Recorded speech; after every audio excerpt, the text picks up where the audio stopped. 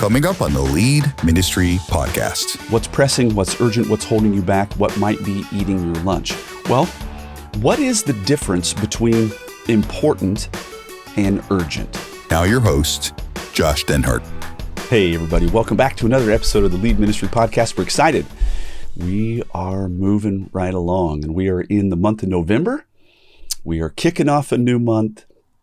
As you know, we are hitting these major core ministry competencies, and we want to get you to level up your game.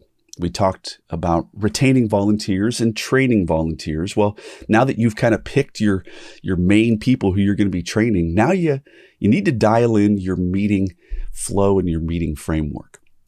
And so that's this core month's competency. Now listen, if you are a member of leadministry.com at any level, you have access to the podcast extras.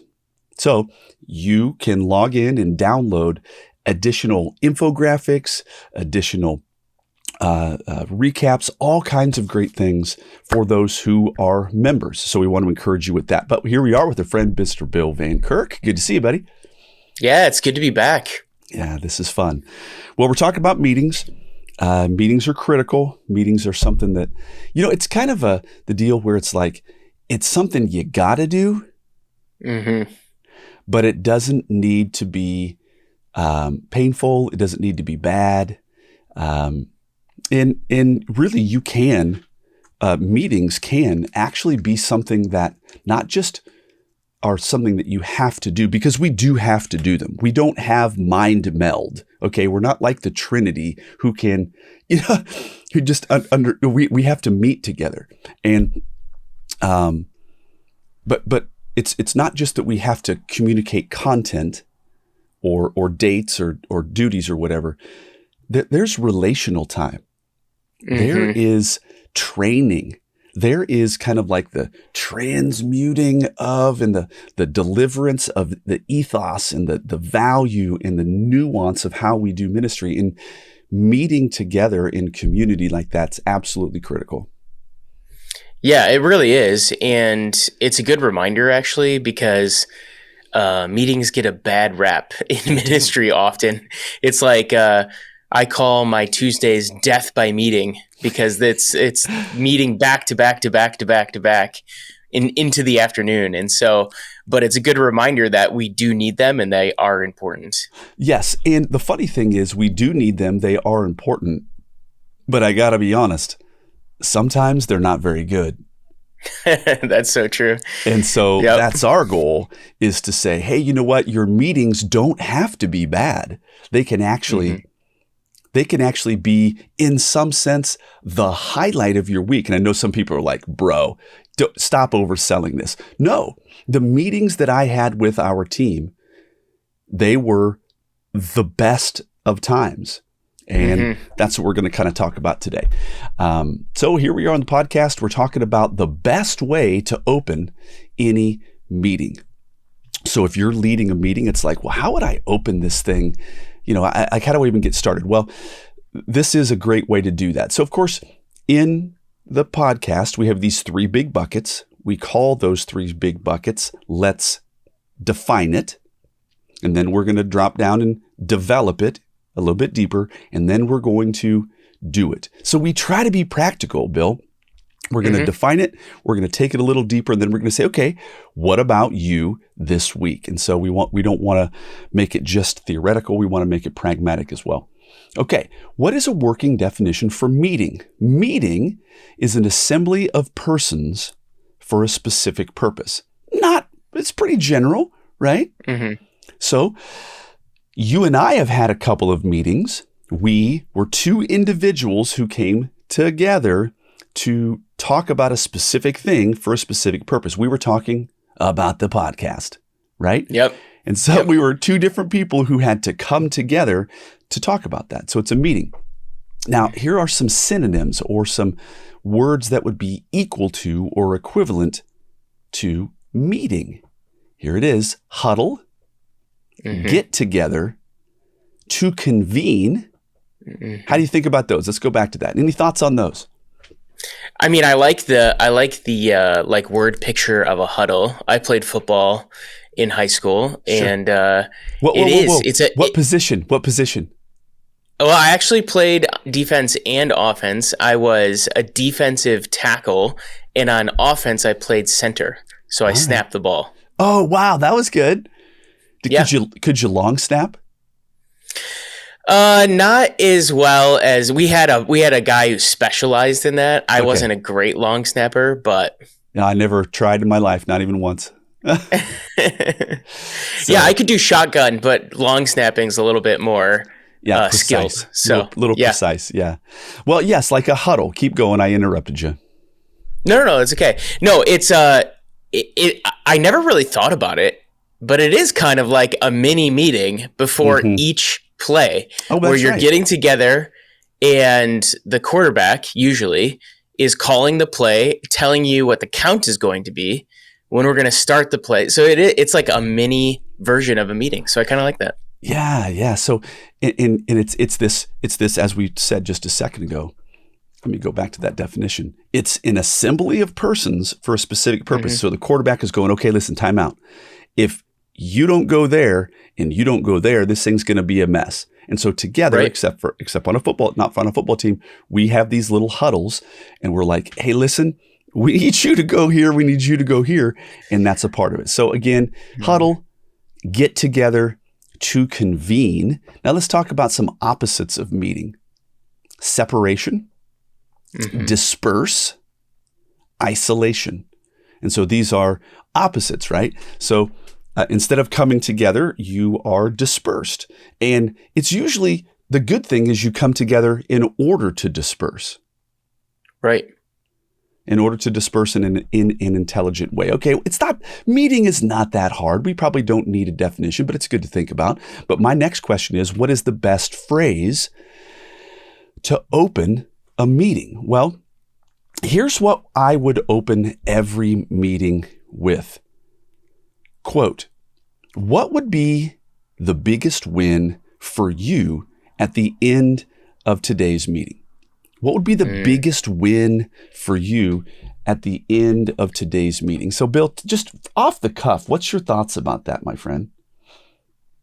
I love that, because what you're doing right there is you're beginning to create an expectation for the purpose and the intention of the meeting. Right. And that's going to go a long way in making the meeting feel like to the people attending it at the end that they've gotten something of value out of it, because that's like the number one thing, right? The number one thing is it's a joke in the working world today, where it's like, oh, great, another meeting for what could have been an email is like the joke that everyone uses all the time. It sure is. And it's kind of funny. We've been there, right? Or maybe you're a part of a meeting and somebody is telling you things that are important for 6 weeks down the road, but you're literally dying on the vine right now. Yes. Right.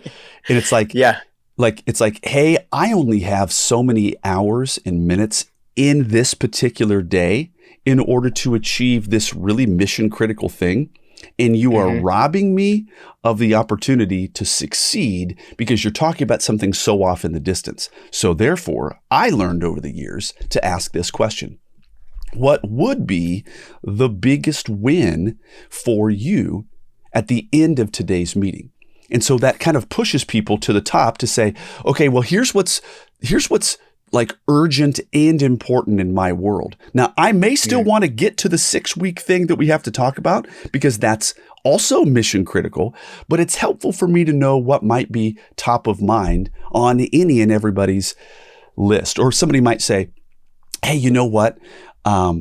One big win for me would be to tell you about this parent interaction that I had on Sunday. That was out of control. And I don't want you, Josh, to be caught flat-footed when they corner you to talk about this. Well, I'm glad that you're telling me. You know what I mean? Yeah, that's awesome. Yeah, I think what it does right away is it immediately brings felt needs to the surface, so that you as the leader can essentially what you're doing is you're caring for your team. That's exactly right. I love that. And that is a big piece to why a meeting isn't or is working. And so it's a moment of discovery. So it's like, what is pressing? What is urgent? What is holding you back as a leader? What is eating your lunch?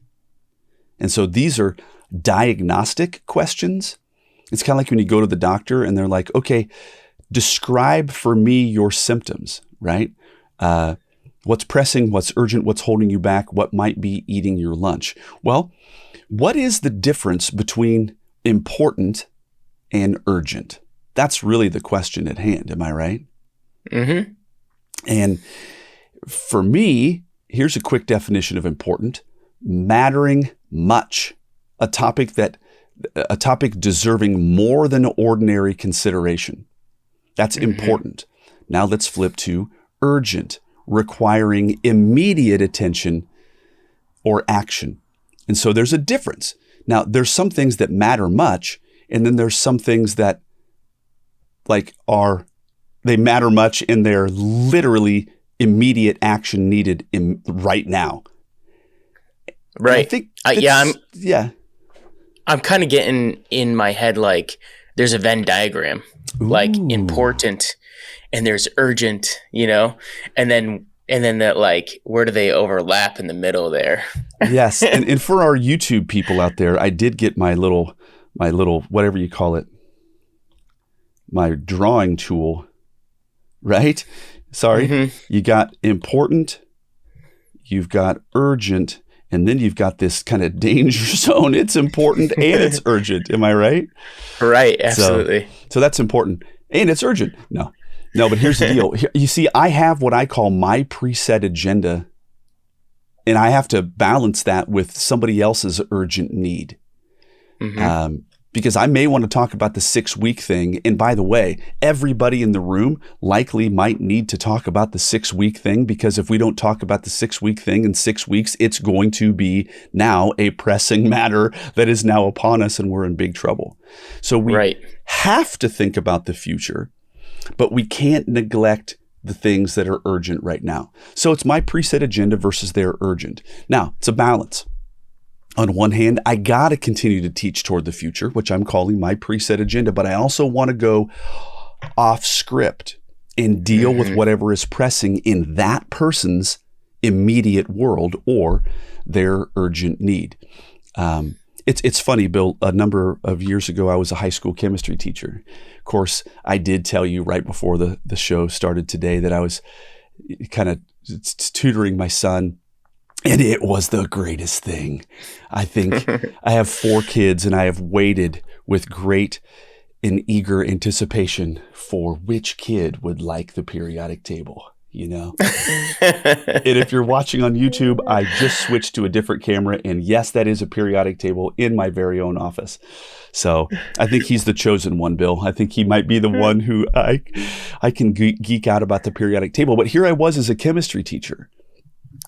And I remember a kid would ask a question, and then I would launch into this big thing, but I was a good enough teacher that I could look in their eyes and I could say, okay, wait a minute. Am I answering the question that you asked? And he's like, nope, not at all. And I said, okay, try again.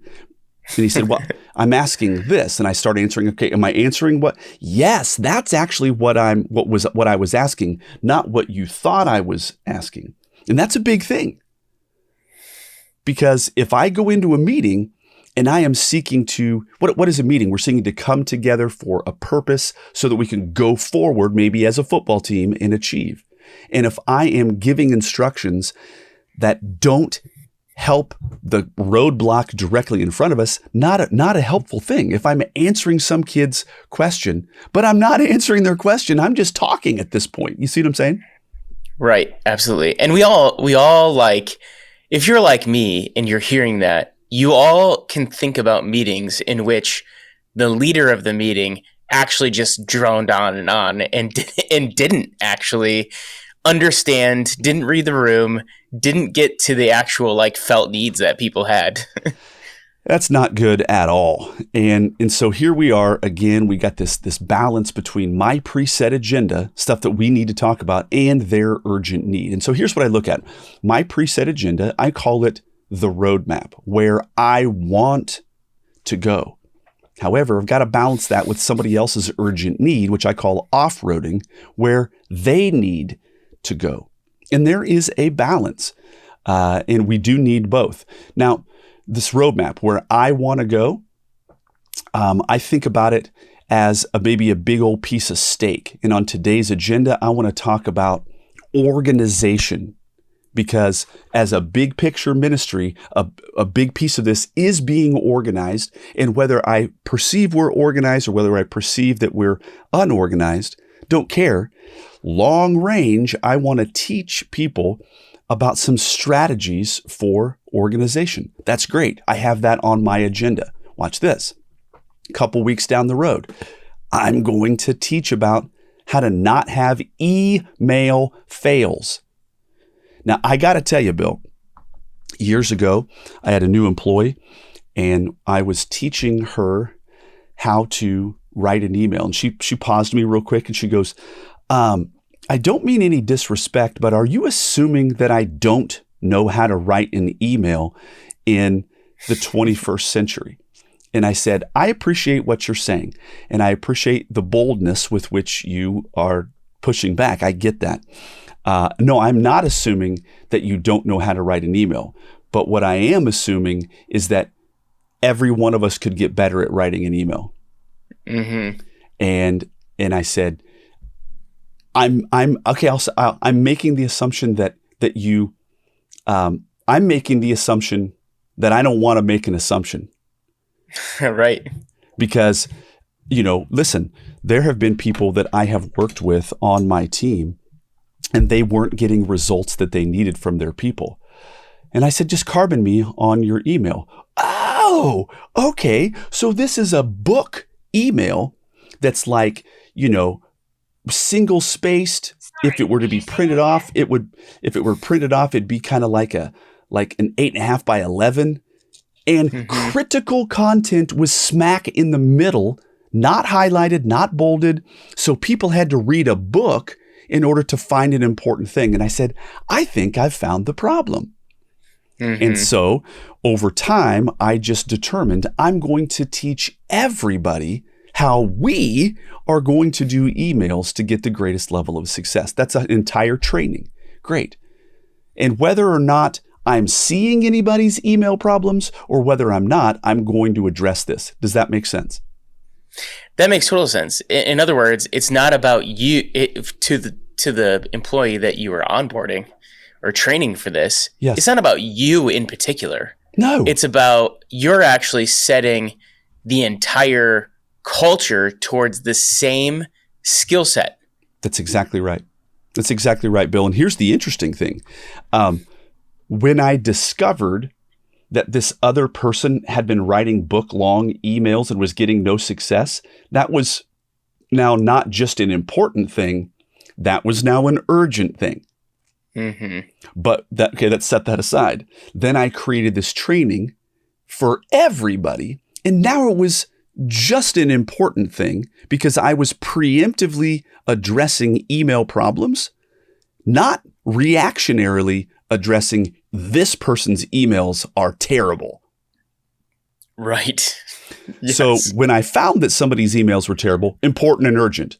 When I'm teaching everybody about some standard practices that are just generally a good idea, that's not me responding to somebody having crappy emails and getting no results. That's me saying, let's not in the future have any crappy emails. I'm training you for the future. So that is the roadmap. In other words, we're going to hit this whether or not we need to or not. Make sense? Mm-hmm. Mm-hmm. Now, 3 weeks from now, I'm going to do a training on angry parents. Now, you're like, whoa. Is there an angry parent on Sunday? No. Why do we talk about angry parents? Because why? Because a day is coming when you're going to run into an angry parent, and I want to equip you prior to an angry parent being up in your face. Okay, so this is the roadmap. I have all of these things that I want to educate and up our game. They are not in response to anything. They're just intelligent. This is what I would call important. Now, if you're watching on YouTube, and if you're not, if you're listening to this, I really would encourage you to go to YouTube. And what are we at? Almost the 20-minute mark. You could zoom forward to this. I have a complicated looking highway or interstate. And I have on here a little flag, and it says organization. Okay, I want to teach people about being organized. There's another flag, and it's email fails, and I want to teach about that. And then there is yet one out in the distance, angry parents. Now watch this. Let's say that's where I want to go. I have to balance that with this off-roading piece. I may have a person who needs to take an exit, not talk about the preset agenda, and talk about angry parents, not in 3 weeks, but immediately. And so, Bill, if I'm having a meeting and somebody I say, I open the meeting with, hey, what's the biggest win for you at the end of today's meeting? And they're like, I've got a super angry parent on my hands. And I go, oh, hey, no problem at all. We're going to get to that in 3 weeks. Just, you're fine. Oh, what? Yeah. What a miss. What a miss. Because I need to be able to flex and go off-roading and address their urgent need. And so I need to be able to be flexible enough to drop out and then get back on that main road and start teaching toward a healthier future. Now, on the flip side, Bill, this is very important. I have watched leaders who don't do any forward thinking, teaching, training about super important things that are standard operating awesomeness in ministry. And what do? They are only dealing with what's urgent right now at all times. So they have no roadmap, no important things. They're only dealing with everybody's urgent thing. What's your thoughts on that? I mean, to me, I think a lot of people live their lives that way, not just meetings, but they just are always in response mode. I think that's probably like a default for a lot of people. But the idea that like how you get ahead, how you make an organization healthy is for you to have forethought and to train people on things before they encounter them. That's right. And so I think you're not leading in that moment. You're basically just keeping the ship going. Yeah, where you should be thinking ahead. Yes, exactly. Yeah. You're reacting, you're responding, you're not leading. And so we need to have some benchmarks of good things. Oh, and by the way, for those of you out there who are members of leadministry.com, guess what? You've got 56 in the can awesome articles that are these benchmarks. Because I know somebody out there is like, well, what would I teach people? Well, we got you covered. In addition, we have 52 weekly meetings inside of the Lead Meetings course that are legitimately done for you. And you have to print, fill in a couple of things, and you're set. And so you as a member have a distinct advantage over anybody else. Okay, so this off-roading thing where they need to go, I might need to address this idea of angry parents, not in 3 weeks, but this very second, because that's what's urgent in their life. And so we need a balance between my future roadmap and what is urgent and happening in somebody's world right now. So here's the deal. Where I want to go, my preset agenda, and their urgent need, this idea of off-roading, where they need to go, it is a both and in a meeting. And I need to open my meeting with, what is the one thing that would be the biggest win for you at the end of today's meeting? And they may say, I need an answer on this. And guess what? If that wasn't on my radar as a leader, it's now on my radar now. And yeah, go ahead. Well, you know what I love about that too? The other piece of it is, in today's age, like, who starts a meeting asking the people in the meeting what they what they need. Like today it's like, I have this agenda. We're going through this agenda. I don't care what you think. Like, and so like it kind of probably, when you first start doing this, it probably is kind of like shocking to people. Yes. Like, what do you mean? What do I need? Yeah. You said this meeting. Yeah. You said this you said this meeting to tell me. Yeah. And I'm here to, yeah. And so it could be, in a sense, unbelievably refreshing. Right. I think so. And one thing that I was always hurt by and felt frustrated about as it related to meetings, Bill, is that I often felt as if legitimately that I was unknown, that that my leaders didn't care. They didn't spend any time talking and asking questions about me or me being. I remember one time one of the leaders opened with, "Hey, tell us something great about your weekend." And I was maybe 20 seconds in, and I could see the leader was just pensively like, he was just tripping out and kind of shaking a little bit like, I hope he gets done fast so that I can get to my stuff. That didn't just really engender a sense of, I love this guy and I trust this guy. Right? And so the idea that somebody is asking this really important opening question at the end of our meeting today, what would be the biggest win for you? That communicates that this person is somebody that I care about. This is somebody that I care about how they're doing. So this is good. Well, let's close this thing. We talked about a definition of meetings. We get that. We went a little bit deeper in what question you can open with and really win every time. But now let's land the plane, the final piece, how to do it, how to balance this urgent and important piece. Well, for me, teaching important things at non-urgent times is exceptional leadership. The funny thing is, the more that I teach important things, that means that I am preemptively stopping urgent things from becoming out of control. Because it's like, hey, I got an urgent thing. Okay, what happened? I got this super angry parent. Well, how did you deal with it? I dealt with it like this. And I want to go whoop, slap them across the face and be like, what are you thinking? You made matters worse. And if I had, with a new employee, I might be like, okay. Hey, listen, here's how we deal with that. We just you're brand new. We haven't gotten around to teach you this. Okay. But teaching important things reduces somebody's sense of urgency because I've trained them how to deal with it preemptively, in a sense.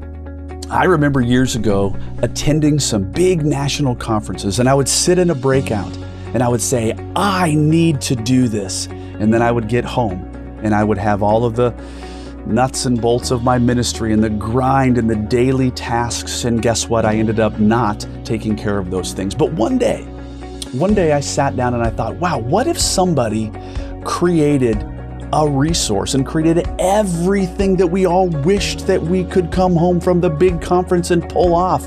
And so I just decided to build that for you and for me and for everybody. It's called leadministry.com. Instead of going to a national conference and thinking I want to let you know that I did.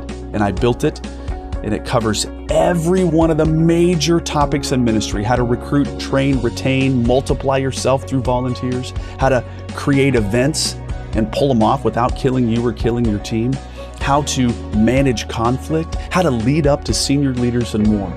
You see, all of the things that I heard or experienced or had thoughts about, I went ahead and doubled down and I created them. We have 4 levels of membership, from free to all the way to having a one-on-one powerful ministry coach. And we would love to have you check that out at leadministry.com. Yeah, so I think inside of a meeting, as a leader, you can actually identify some of the most important things by actually listening and being intuitive about what people are bringing up over and over again. And I love that Lead Ministry has identified those things for you so you can head some of those off. But as a leader, you need to be sensitive.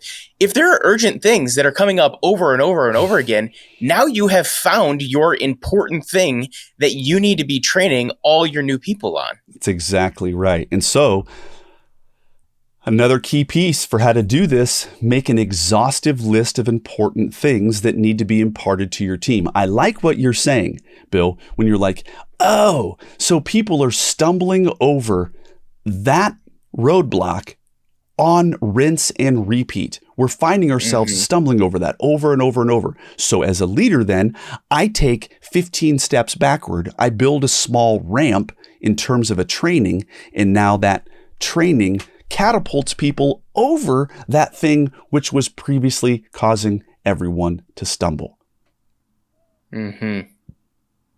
So these are these important things that we need to discuss. Wait, you may say, where should I even start? Well, I want to say one great place to start, even if you're not a member of Lead Ministry, is this book, Ministry Insights, that I wrote. It's 52 weekly meetings. You can buy one for every one of your team members, and then you just systematically read a chapter, and that is part of the talking points and the important long-range content that you guys talk about. Now, if you are a member, inside of the Lead Meetings framework, we have 56 done-for-you leadership articles. Also, you can take those articles as well as your own burgeoning, ever-growing list of things that are super important that you're discovering. You merge those together and you have some content. Listen, we got to stay ahead of urgent matters through teaching important topics in these little bite-sized chunks over long periods of time.